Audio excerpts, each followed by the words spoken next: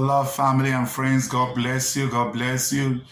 You're welcome to my official YouTube channel, the Papa Bendes YouTube channel. God bless you.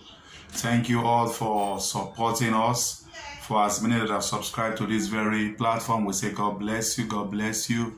God bless you. We really appreciate your support. For as many that have subscribed, we say God bless you. Really good. And for those that are yet to subscribe, we encourage you to subscribe to this very platform. God bless you. Thank you, family and friends.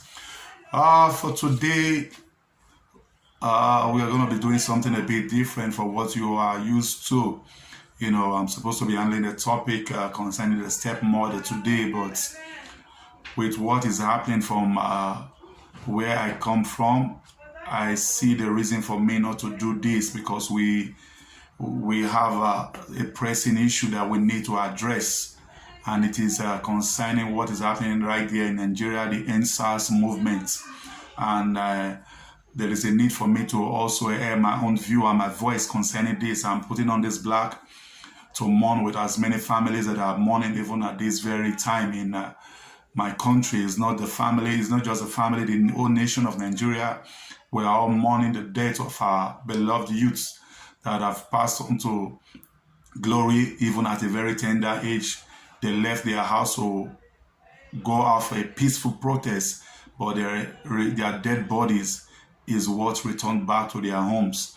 And we are mourning with the country, we are mourning with the families. So I'm going to be speaking primarily on the ENDSARS movement today, ENDSARS movements, because this platform will speak about marriage, we speak about family, and if we're members of our own family, there is a need for us to say something about it, because what prompted me to do this video was seeing a young man that was killed.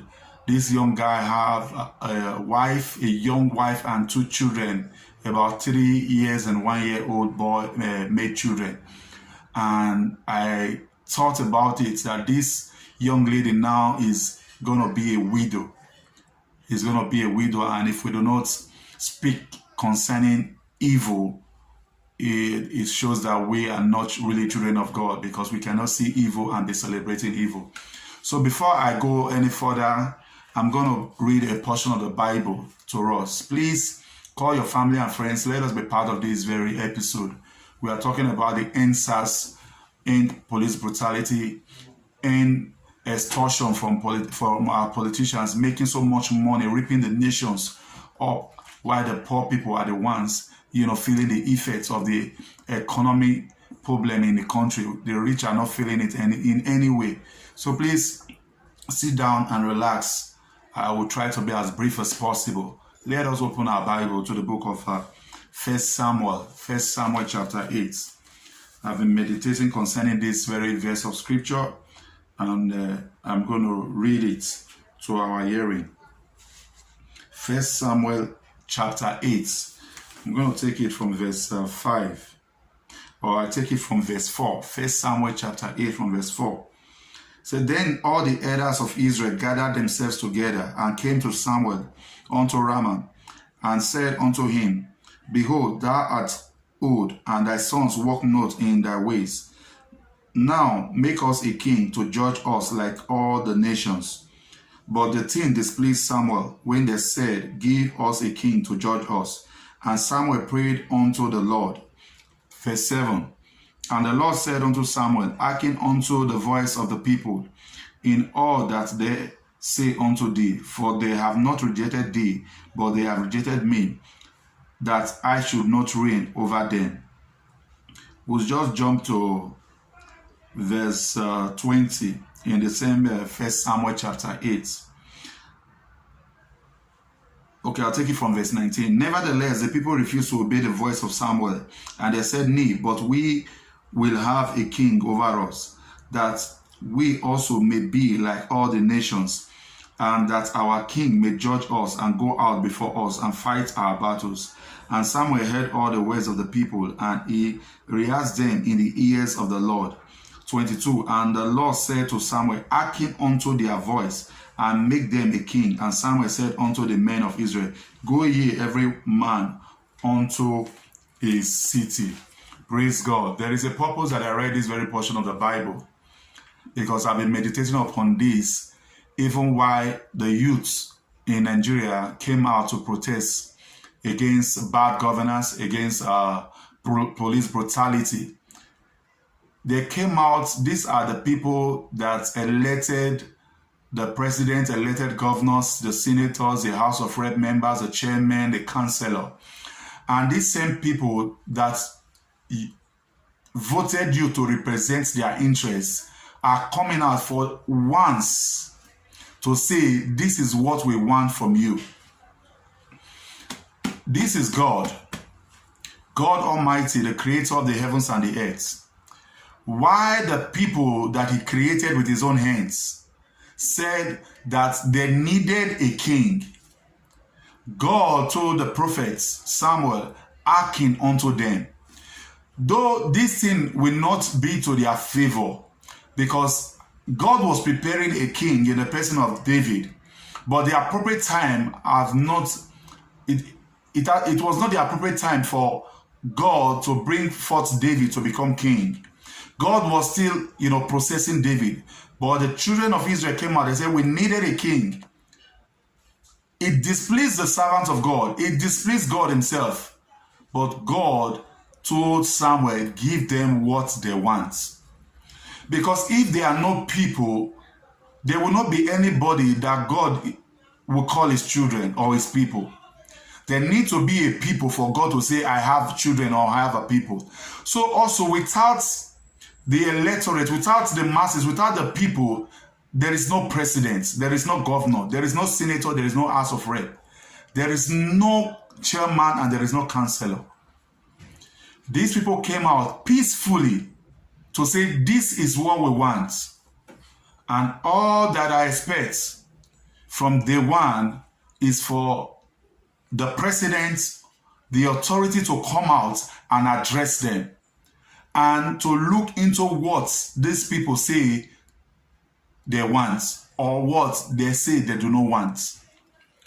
It was a very funny, the people in government, some of them, I don't know if they really have wisdom. The masses are saying we don't need SARS. And within 24 hours, you are bringing SWAT.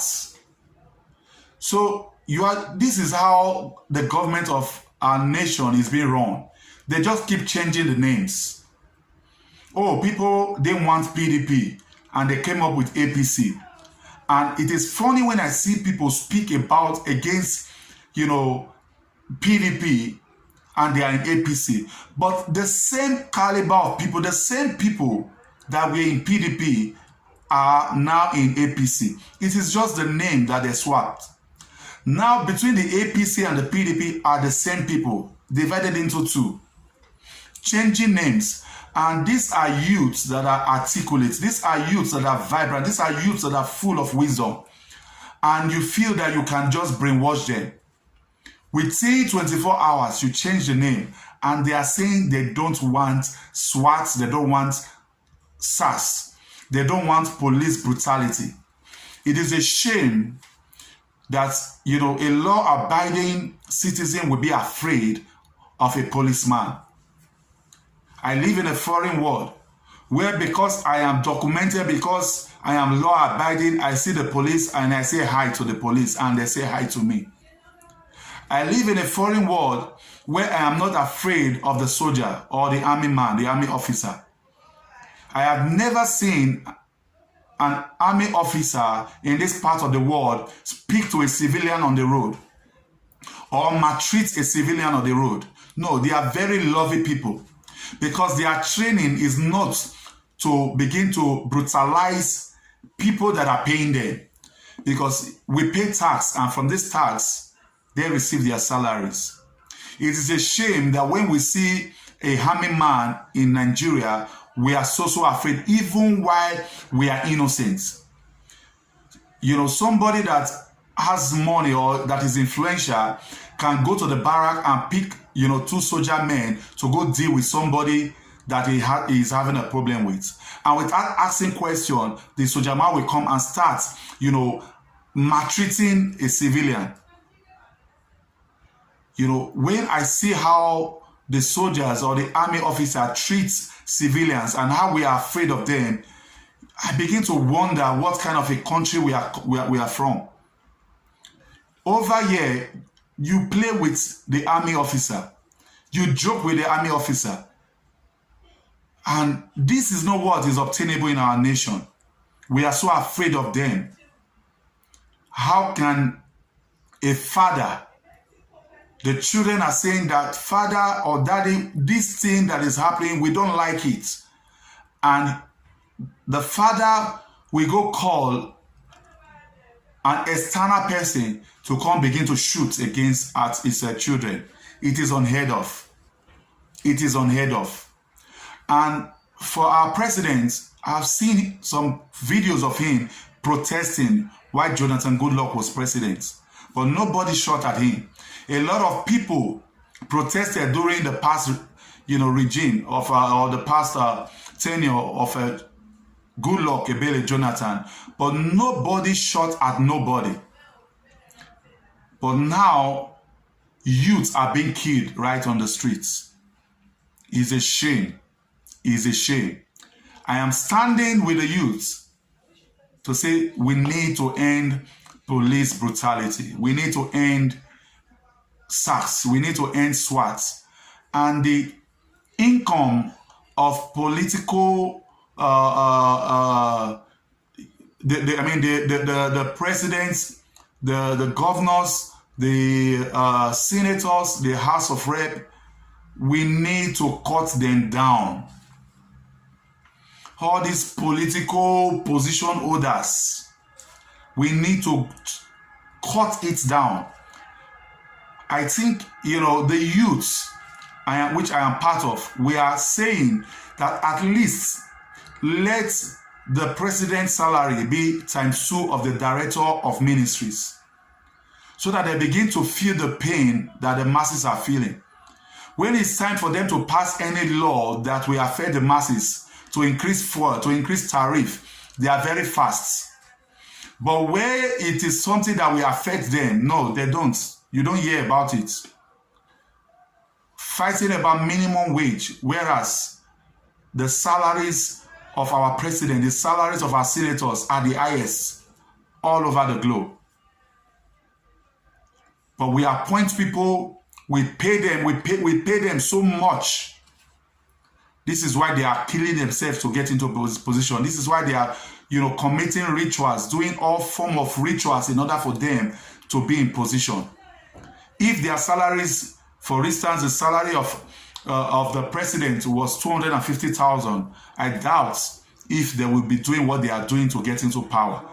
If you really love the nation, you need to show it. That it is not about what you are getting, but it's because of the love of the nation that you are fighting to get into position of authority. We need to end SARS. We need to end police brutality. We need to cut down the salaries of all of our politicians that are occupying position in authority. We need to cut it down. The highest should be ×2 of a director's salary in the public commission. This is my stand. And come to think about it. Look at the palliatives. Look at the food that were made for people during the COVID-19, lockdown period. We saw the youth, breaking into the warehouse and seeing how much things that were still in the warehouse while people are suffering. It shows wickedness in the parts of our leaders. People like our presidents, let us cast our mind back. How old was he when he became governor? How old was he when he was minister? And he has been there until now, he's still there. Obasanjo, how old was he when he was the military president? We need to begin to ask ourselves questions. Danjuma, how old was he when he was already holding a very viable position in Nigeria? And the same crop of people are still in authority. We are still waiting for Obasanjo to make speech or to tell us what he sees about what is happening now. They have been there. And they will continue to be there until we say no to it. We need to change the crop of people in leadership. We need new sets of people in every offices.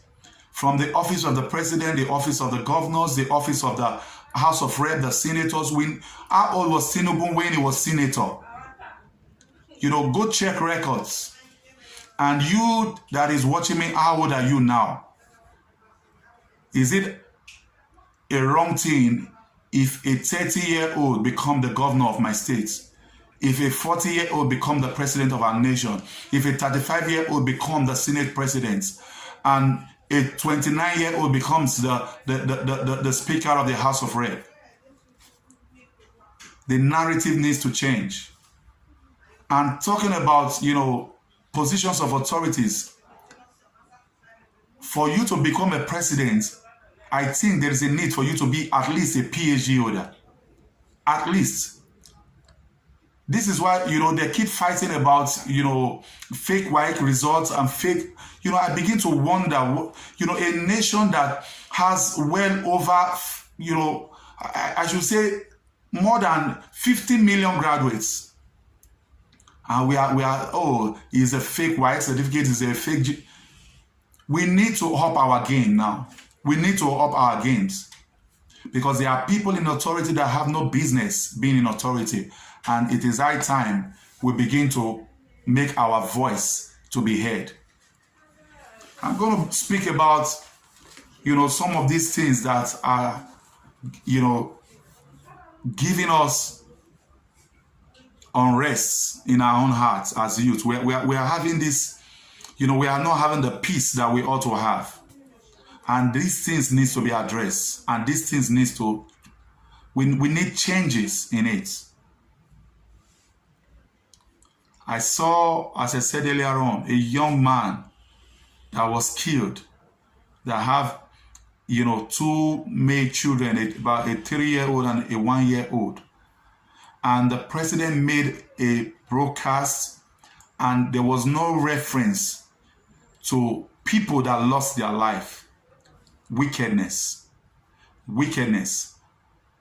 I heard an interview that, one TVC reporter had with Bola Ahmed Tinubu, and he was saying he never ordered, the soldiers to shoot at nobody. The president made a broadcast, and it never addressed who ordered the soldiers, meaning he has agreed, he ordered them. No remorse, no apologies, because he really doesn't care. He doesn't care. And this is wickedness. Wickedness in authority. And when we begin to tolerate wickedness in authority, this is what we'll begin to see. Wickedness must not prosper no more in our nation. It must not prosper no more. This is my final take about all the happenings in our dear country, Nigeria. It is high time the nation splits. It is high time the nation splits. Because, the diversity is not working for us. It is high time we split the nation. That every person goes to his own tent. Every person. I think the Biafrans have been advocating for this for a long time. And I don't know why we see it as something that is wrong. It is not something that is wrong. We will still visit each other if the environment is conducive, if the atmosphere is okay. We will still do trade with each other. But let everybody go to his own tent. After all, there was a time East Germany and West Germany were not together. Talk about Czechoslovakia. There was a time it was a nation, but they splitted. The USSR, they splitted. Nigeria is too big for Buhari to govern. Let everybody go to his own side, and let us see if we can strive better. If in the future we see it is not working, we can decide to come back. But for now, let us split. End Nigeria, not just end SARS, end Nigeria. Let every person go that desire to go. If the Oduduwas want to go, let them go. If the South wants to go, let them go. If the Southeast wants to go, let them go. If the Westerners want to go, let them go. And let the Northerners be. We cannot be in a nation where a few ethnic groups begin to say what shall become of a nation. I knew what transpired during the time of the S-men. You know, the government, they were so vocal, standing for the S-men. Boko Haram is causing the nation a lot of pains. People are dying every day. This same set of soldier men that were shooting as armless youths needs to be taken to the Sambisa forest. These are the same people that the youth are fighting for. The youth are speaking on their behalf. And I'm going to quickly say this concerning as many that at every slight opportunity they keep speaking about men of God. You know, are men of God really your problem? People that are afraid to say the truth. People that are afraid to speak when they are supposed to speak. All the time that the men of God have been speaking, have you guys been deaf? Have you guys been deaf? They speak against bad governance, and you all will turn everything around. If not for Christianity, I tell you this truth, Nigeria would have long been forgotten. If not for Christianity, and for those that speak negatively against people in the diaspora, if not also for those people that live in diaspora, Nigeria would have been forgotten. I wonder if every one of us abroad were to be in Nigeria with the issue of unemployment, political unrest, hunger, scarcity, it would have been something terrible. It would have been something terrible. This is why even while we that are in diaspora, we keep making our voice to be heard, that this needs to stop. We need the birth of new Nigeria that will bring about different nations that will come out of this very country, Nigeria. If they refuse to change, if they refuse to hear us, if they refuse to stop this brutality, this pain in the hearts of us, the youths, and even our mothers that have lost children in the course of this protest. I pray that God will help us. Thank you. Thank you. And I pray for the soul of the departed that they will rest in peace. God bless you. God bless you. And God bless you.